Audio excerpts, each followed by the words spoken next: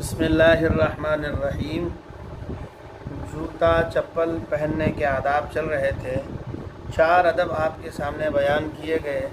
5واں ادب ہے جوتوں میں غلو سے کام نہ لینا، یعنی بہت زیادہ پرتکلف جوتے نہ پہننا۔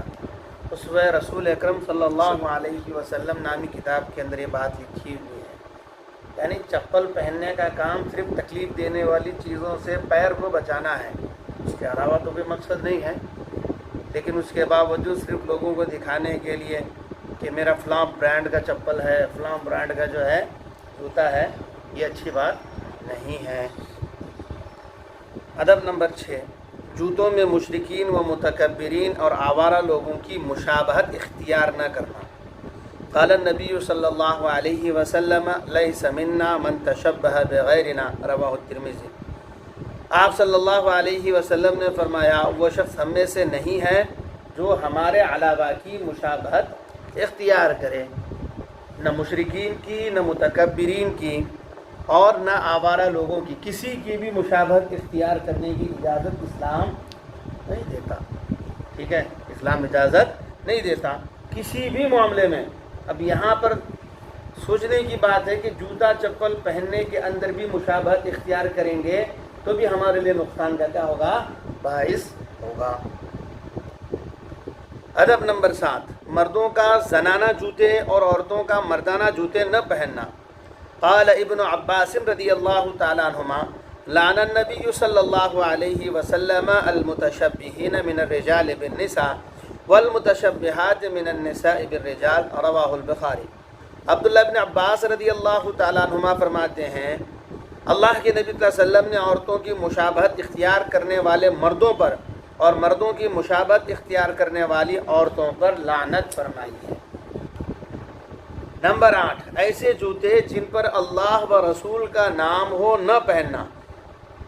اللہ و رسول کا، جب بھی ہم جوتا چپل لینے کے لیے جائیں تو اس کے اندر پہلے دیکھ لیں، ٹھیک ہے؟ ریٹ دیکھنے سے یا برانڈ دیکھنے سے نہیں چلتا۔ ہاں یہ بات ہے کہ اگر غلطی سے ہو جائے تو کوئی بات نہیں، ٹھیک ہے، لیکن باقاعدہ آج اس طرح کی حرکتیں کی جا رہی ہیں کہ اس میں اللہ و رسول کے نام لکھے جا رہے ہیں، جس سے ایمان والے کے ایمان تک کے خطرے کا مسئلہ آ جاتا ہے۔ دیکھیں کیا ہے، چونکہ اس میں اللہ و رسول کی توہین ہے، اہانت ہے۔ کیا ہے؟ اہانت ہے۔ یہ کام ہلاکت کا باعث ہے، جیسا کہ کسریٰ کے واقعے سے ظاہر ہے۔ جیسا کہ کسریٰ، بخاری کے اندر ایک واقعہ ہے، فَدَفَعَهُ عَظِيمُ الْبَحْرَيْنِ إِلَى كِسْرَى فَلَمَّا قَرَأَهُ مَزَّقَهُ فَدَعَا عَلَيْهِمْ رَسُولُ اللَّهِ صلی اللہ علیہ وسلم أَن يُمَزَّقُوا كُلَّ مُمَزَّق، رواہ البخاری۔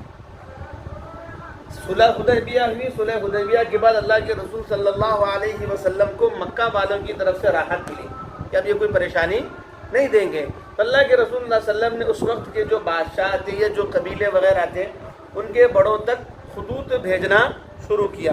تو اس وقت کی جو سپر پاور تھی قیصر و کسریٰ، ان کی طرف بھی جو ہے اللہ کے رسول صلی اللہ علیہ وسلم نے خط بھیجے، اور یہ وہ ایسے لوگ ہیں جو بغیر مہر کے خط دیا نہیں کرتے۔ تو اس وقت مہر جو ہے بنائی گئی، مہر بنائی گئی، اس میں جو ہے سب سے اخیر میں محمد تھا، بیچ میں رسول اور اوپر اللہ، ٹھیک ہے؟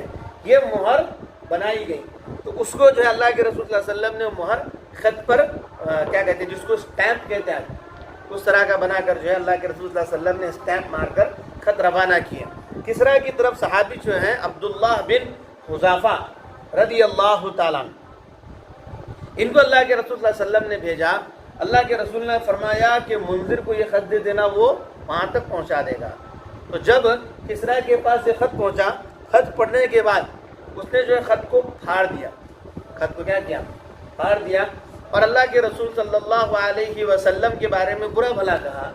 تو یہ اہانت ہوئی، توہین کیا کہ نہیں اللہ کے رسول کی۔ جب کوئی پیغام رسا کسی ملک کا دوسرے ملک کے پاس جاتا ہے، سمجھے، جسے دودھ کہتے ہیں، راج دودھ یا جو بھی کہتے ہیں، ایسے لوگوں کی اہانت یا پھر ان کا جو لایا ہوا پیغام اس کی اہانت نہیں کی جاتی۔ تو اس نے جو ہے توہین کی، اس بنا پر جو ہے اللہ کے رسول صلی اللہ علیہ وسلم کا خط بھی پھاڑا، توہین ہوئی۔ تو اللہ کے رسول صلی اللہ علیہ وسلم کو جب اطلاع ملی تو اللہ کے رسول نے بد دعا دی، جس طرح سے اس نے یہ خط کو پھاڑا ہے اسی طریقے سے اس کی حکومت بھی پھٹ جائے گی، کیا ہو جائے گی؟ ختم ہو جائے گی۔ تو اس کے اندر ایک تفصیل ہے، مفتی سعید احمد پالن پوری نبر اللہ مرقدہ نے اس کی تفصیل نقل کی، لکھا ہے کہ اصل میں یہ بادشاہ غصہ کیوں ہوا؟ وجہ یہ تھی کہ ان کے یہاں ایک آتش کدا تھا، ان کا جو بھی بت کدا تھا وہاں پر ایک آگ جلتی تھی، وہ 1000 سال سے وہ بجھی نہیں تھی، ایک دم سے وہ آگ بجھ گئی۔ ایک یہ واقعہ پیش آیا، یہ آگ بجھنے کی وجہ سے لوگ یہ سمجھ رہے تھے کہ بھائی کوئی نحوست بھرا کام ہو گیا، منحوسیت چھانے والی ہے، ٹھیک ہے۔ 2 خواب دیکھے تھے، ایک بادشاہ نے دیکھا تھا اور ایک ان کے کسی وزیر نے دیکھا تھا۔ بادشاہ نے خواب یہ دیکھا تھا کہ اس کے محل کے 14 جو کنگرے ہیں وہ گر گئے ہیں، 14 جو کنگرے ہیں وہ گر گئے ہیں، اور اس کے جو وزیر نے جو ہے خواب دیکھا تھا کہ بھائی عرب کے جو گھوڑے ہیں وہ ان کے اونٹوں کی طرف بڑھ رہے ہیں، اور عرب کے جو گھوڑے ہیں اونٹوں کو روندتے ہوئے ان کے حکومت کے اندر داخل ہو گئے۔ اس سے وہ پریشان تھا۔ جب خط وہی حال معاملہ چل رہا تھا، وہی دنوں کے اندر جو اللہ کے رسول کا خط پہنچا، اور ابتدا میں رسول اللہ صلی اللہ علیہ وسلم کا نام تھا، دیکھتے کہ ساتھی جو ہے اس نے اس کو پھاڑ دیا، اور اس نے جو ہے ایک بازان نامی شخص، اس کا کوئی وزیر وغیرہ ہوگا، اس کا جو بھی ماتحت، اس کو حکم دیا کہ 2 آدمیوں کو مدینہ بھیجو، اور یہ جو شخص جس نے میرے پاس یہ خط بھیجا ہے اس کو پکڑ کر میرے پاس کیا کریں، لائے، میرے پاس پیش کریں۔ تو اس نے 2 آدمیوں کو اللہ کے رسول اللہ صلی اللہ علیہ وسلم کے پاس بھیجا بازان میں۔ اللہ کے رسول اللہ صلی اللہ علیہ وسلم کے پاس وہ گئے، حالات دیکھے، حالات دیکھنے کے بعد ان کی حالت ٹائٹ ہو گئی، تھر تھر کانپنے لگے ہو، اور اللہ کے رسول کے پاس یہ خط پہنچا دیا۔ اللہ کے رسول صلی اللہ علیہ وسلم نے ان کو رکایا، اسلام کی دعوت دی، ٹھیک ہے۔ پھر کہا کہ کل میں بات کروں گا، ٹھیک ہے۔ دوسری دن جب بات ہوئی تو اللہ کے رسول صلی اللہ علیہ وسلم نے فرمایا کہ اللہ تبارک و تعالیٰ نے اس کے بیٹے ہی کو رات میں فلاں وقت جو ہے اس کے بیٹے کو اس پر مسلط کر دیا، اس کے بیٹے نے اس کو قتل کر دیا ہے۔ تقریباً یہ سن 7 ہجری کا واقعہ ہے، ٹھیک ہے۔ وہ اسلام کی جو دعوت دی تھی یہ سب سن کر جو ہے وہ بازان کے پاس واپس آئے۔ واپس آنے کے بعد اس نے پورا واقعہ سنایا کہ ایسا ایسا ہمارے ساتھ معاملہ ہوا، اور انہوں نے کہا ہے کہ رات کے اندر جو ہے کسریٰ کا جو بیٹا ہے وہ ان پر مسلط ہو کر کسریٰ کو اس نے قتل کر دیا ہے۔ جب بازان نے تحقیق کروائی تو بات صحیح نہیں تھی، کسریٰ کیا ہے، مر چکا تھا، اور وہاں سے جو ہے ان کی حکومت کا زوال شروع ہو گیا۔